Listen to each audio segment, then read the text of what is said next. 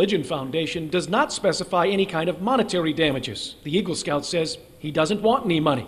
Instead, he wants change. The end game, I'm hoping, is that the prayer, the policy that allows for this kind of offensive action and the exclusionary action at graduation is taken out. And the aftermath of what happened here is now in the hands of the courts. To introduce Max Nielson, we want to introduce Len Eisenberg, the endowers of the FFRF's annual Student and Youth Activist Award. Leonard and Karen Eisenberg have annually endowed the Freedom from Religion Foundation's Thomas Jefferson Youth Activist Award for many years, which is typically a $1,000 award. They live in Oregon.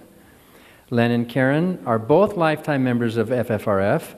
They both graduated from San Diego State University. Len is a geologist. He's worked as an exploration geologist who has worked with the international arm of Chevron on projects in Africa, Asia Pacific. He now promotes the teaching of Earth history and evolution by giving school programs and public talks, by building Earth history parks in geologic climbing walls, and through posters and other products of Evogeneo, which emphasize the one big family aspect of evolution. Len has donated his evolution t-shirts and caps to FFRF to sell, and they're available here at the event sales tables, and they're really fun. You want to see how closely related you are to your cat or a mosquito or whatever.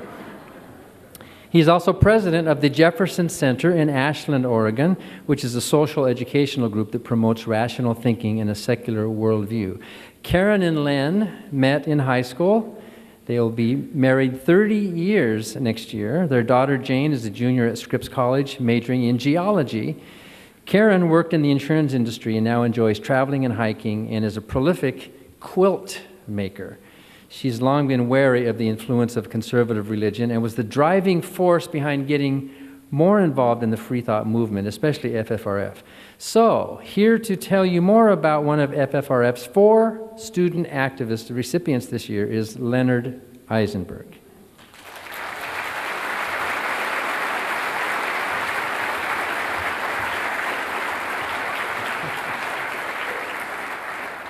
Well, hello everyone. It's really great to be among such admirable and wonderful people. Don't you feel that energy when we're all in the room together? It's really great. And of course, we'd like to thank Annie, Lori, and Dan and all the people at FFRF, because even though we provide a little bit of financial help, they're the ones who have to talk with Sean Hannity and take a shower afterward, and they're doing all the hard work.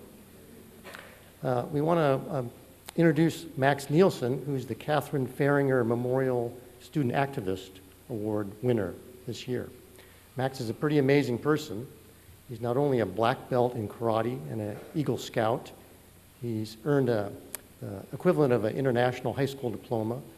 He's on not one but 2 boards of directors for secular coalition groups in the Carolina areas.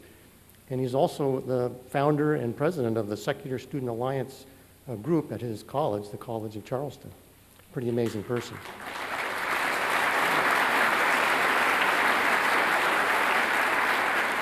And he also told me that he's an amateur contortionist, so he's going to turn himself into a human pretzel up on the stage here. Or maybe not, maybe not. But he'll tell you all about his saga with trying to get the school graduation prayers stopped and how this has been really a transformative event in his life. So will you please welcome Max Nielson.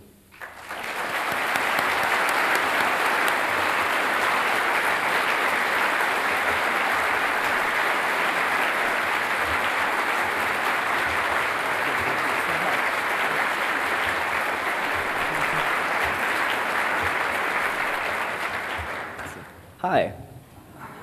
Gonna set up my laptop real quick, so.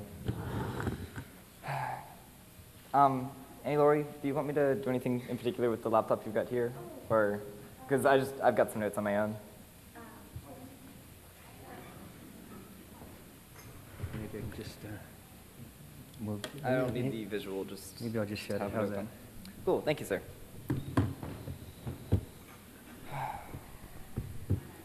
Hi, Mom.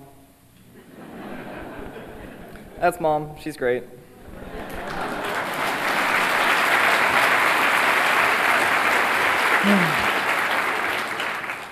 Hi. So, like they've said, I'm Max Nielson.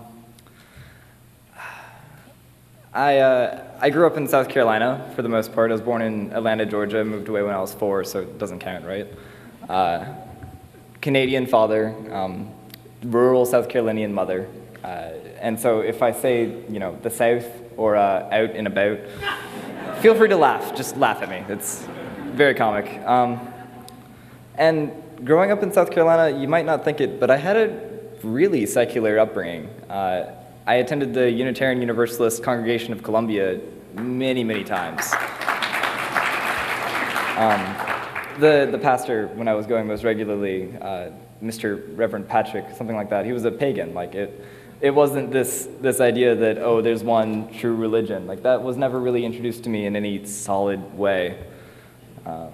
And as I was going through school, I encountered a lot of people who were very fundamentally religious. I believe I recall earth science, 7th grade, kind of a goofball kid, but he was rejecting the lesson because the earth was 6,000 years old, not 6 billion. I was like, oh, that's weird. What are you doing? And so that was strange.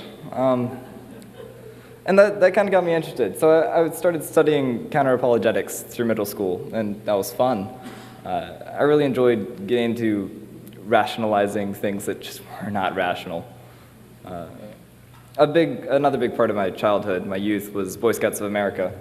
And I stayed in that. I stayed in the closet long enough to get Eagle Scout, which was good. It was kind of ironic. My entire troop basically knew I was an atheist, but they went ahead and made me chaplain's aide, so. Yeah, I can sympathize with Dan. I've led a few prayers too. And then I got to high school. High school was great. No, it wasn't. But ninth grade, I was in Columbia, South Carolina, Irmo, close enough. And the Pastafarians at USC had just brought in a pretty amazing speaker, Richard Dawkins. And I got to see him in ninth grade, and I was young, I didn't know anything. And I kind of formulated this idea, oh, hey, I should probably be a scientist so that I can help humanity. And that was the most solid general idea I've ever come up with at that point. And this was Irmo High School I was going to. Another thing that happened early in high school for me is someone wanted to form a gay-straight alliance, Stephen Friedman, and the principal resigned over it. He walked out. He retired early because he didn't want to be the principal at a school with a gay-straight alliance. That was also weird. And so later in high school, I got into the International Baccalaureate program, and that was a lot of fun. It's a smaller program at most high schools, and especially mine, so I was around 30 of my really close friends, and in the classroom, day to day, religion just stopped being a topic. It was something everyone knew, oh, I was that mildly articulate atheist kid who would shoot down your argument. And that was fun, but it never came up. So after I got through with IB, International Baccalaureate, I took all the exams. I managed to do well enough on them to get the IB diploma, which was great. But I was pretty much the paragon of post-high school apathy. I did not care about anything, and it was fantastic. But 10 days before graduation, my good friend Kelly Freeman, who's the leader at the Secular Student Alliance at USC now, same group who brought Richard Dawkins in to speak, and she'd been my friend by this point since 7th grade, so we'd known each other for a long time. She links me to this podcast, and I occasionally listen to a podcast or two.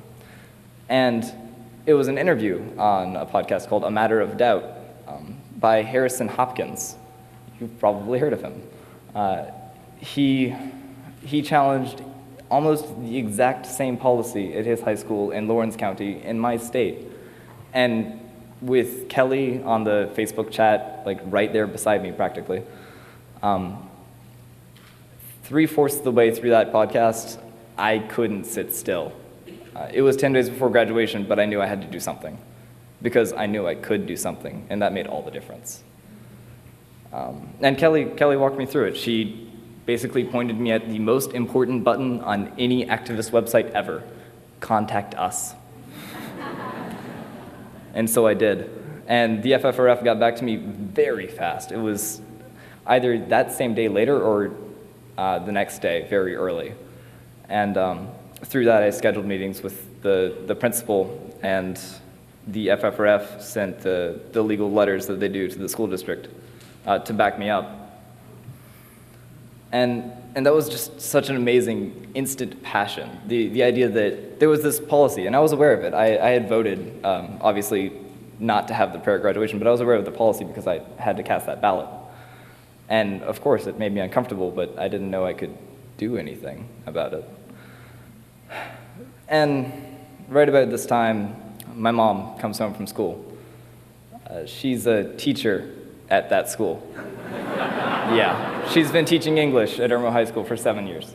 And so she gets into the computer room. I'm covered in sweat. I'm just out of my mind, deliriously excited that I can actually, fight injustice as I saw it. And she can tell I'm visibly disturbed by something. And I lock eyes with her and I'm, Mom, can I stir shit up? And she's like, yeah, go ahead. Which was amazing. That was great to have that support. So she had my back. She was with me. She always felt uncomfortable by the public prayers they had at graduation too. And having that on my side made it a lot easier to do what I had to do next, which was meet with my principal, Mr. Winkle, who was relatively new to the school because Mr. Walker had just walked out, So during these meetings, I met with him twice. The first time, he just wanted to make sure I wasn't crazy, because apparently that happens.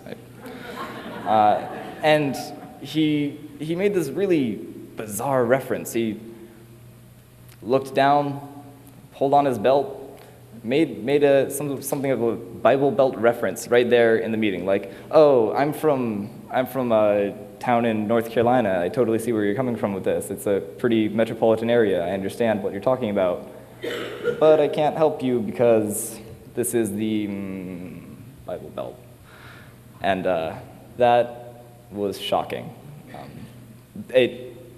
Of course, this wasn't explicitly stated, but it seemed like he understood the issue. He understood why it was wrong, but still wasn't willing to help because of where we were.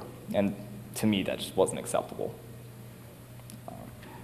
And so, as you do, I contacted the superintendent, and the FFRF got me an amazing lawyer, Aaron Kozlowski, who coincidentally already had experience in our state with a separation of church and state case. Aaron was with Americans United for Separation of Church and State in Columbia, South Carolina, in their case against the I Believe license plate, which was a terrible idea by the legislature and was overturned because it was a terrible idea by the legislature. And it was great to have Aaron on the case. He's a brilliant guy. It's been very fun working with him, actually. And all throughout this campaign, leading up to talking to the superintendent, the district policy, so the second time I met with my principal, instead of talking, he just handed me the district policy itself. And it was like a page of policy signed by the policy director at the school district. And what it basically said was what they had done. They could have a school-sponsored vote on whether or not to have a prayer at graduation, and then they could have that prayer if it was non-sectarian and non-proselytizing. Non-proselytizing public prayer, folks. You heard it here first. So that was another bizarre thing. And strangely enough, on that same page was the policy that dictates that we have a moment of silence every morning. And we had, every morning for 13 years I was in that school district. We walked in, we sat down, we had a moment of silence for a whole minute, and then we went about our day learning about whatever. kindergarten through 12th grade. And so I walked into the meeting with, before that. Leading up to this meeting with my superintendent, I knew that if I walked in as one voice, I would probably be dismissed as one voice, because that tends to happen. And so I got pretty busy. And one night I personally spoke to 150 people online. Friends, strangers, people who happened to be my friend on Facebook, didn't matter. People who I knew were secular, people who I knew were evangelical Christians, still didn't matter. And you'd think going out there and bringing the issue to them, I'd hear some pretty nasty things. No, I heard strange things. But every single person I talked to that night supported the actions I was taking. In Columbia, South Carolina, they all understood. They all knew what I was doing. They all trusted me enough as a person and understood the issue well enough to see that what the school was doing, even if they agreed with it, wasn't constitutionally sound. One young man even said he didn't support me because he didn't support the Constitution. Okay. So clearly, I was in the right in some way or another. And that community response, everyone was supportive. And that was amazing. I think that's probably unprecedented in this sort of issue. And so I met with Stephen Freeman, who had pushed the issue of starting a gay-straight alliance at Irmo High School that caused Mr. Walker to walk out. And this is one of the parts I really loved doing. I sat down with him at a coffee shop, and we wrote a nice little letter to Stephen Hefner, which I printed out, had him sign, and walked into Mr. Hefner's office, gave him this letter from the last time District 5 tried to tell Irmo student that they couldn't, or that following the Constitution wasn't an option. I thought that was pretty powerful. I enjoyed that. So we did. We met with Dr. Hefner, the superintendent, and me and Mr. Kozlowski, my lawyer. And I would say it was a productive meeting. He was friendly, I was friendly. It was a good talk. He understood everything I said. I thought he understood everything I said. And I was definitely kind of on level with him. And he told me he'd get back to me later that day. And so I received this famously quotable email. And the state newspaper even ran this quote. And you heard an excerpt from it in the news interview. But what he said was, "While I am a staunch supporter of the separation of church and state, I do not believe that freedom of religion," and he underlines of, "should be interpreted as freedom from religion within public schools." And he underlines from. That's one hell of a preposition.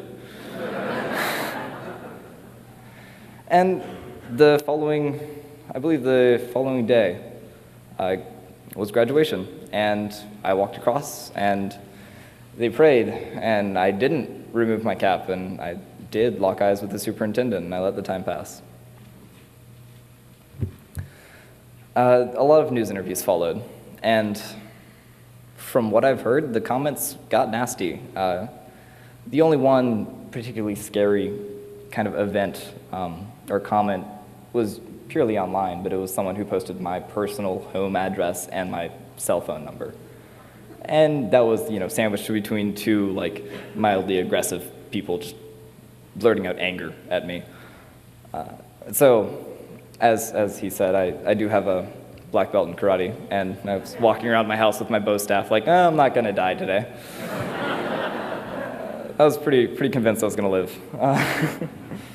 But nothing happened, of course, so I was fine. And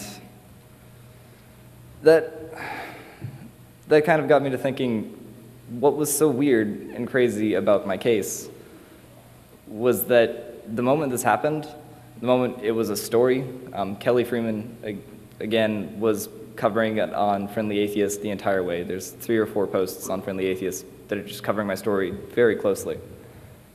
And all the public news stories, the community, the national atheist community, you, the Secular Student Alliance, the Center for Inquiry, these people came out of nowhere. I had no idea any of this existed, and they were all within an instant surrounding me in support and compassion and reason. And it felt amazing because I wasn't the kid. Like, on no level of this issue was I the kid doing the terrible thing. I was the person standing up, and everyone saw that, and it was great. So, most recently, around the Carolinas, we've had the North Carolina Secular Student Leadership Summit, which is a terribly long name. And it was great. It was supported by the Triangle Free Thought Group, which I believe is the FFRF group, right? Yes. And we also have the Carolina Secular Association now, and the Secular Coalition for South Carolina. And Harrison Hopkins has a student group at Presbyterian College in South Carolina. He's already raised more than $2,000 at Presbyterian College, a school with less than like 5,000 kids, for the Light the Night Walk for the Leukemia and Lymphoma Society. That's amazing. And in this lawsuit, to maintain legal standing, I had to get two co-plaintiffs. Two good friends of mine, Dakota McMillan, one of those co-plaintiffs, just this past week, I believe, started the Secular Student Alliance at Irmo High School, the 400th Secular Student Alliance affiliate.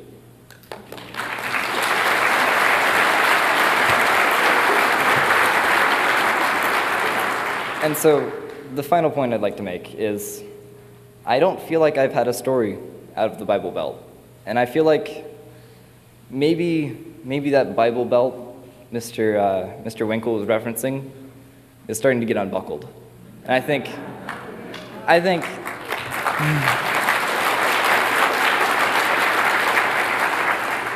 we in the free thought movement throw around the term a lot when we're talking about the South. And from what I've seen, using that term did nothing but support the religious rights claim in my case. I didn't want a lawsuit, and I don't think I might have had one had the idea of this big, aggressive Bible Belt scared the school administration and my school district into maintaining this illegal policy. So I think maybe the Bible Belt is starting to disappear. I think this is the rise of the secular South.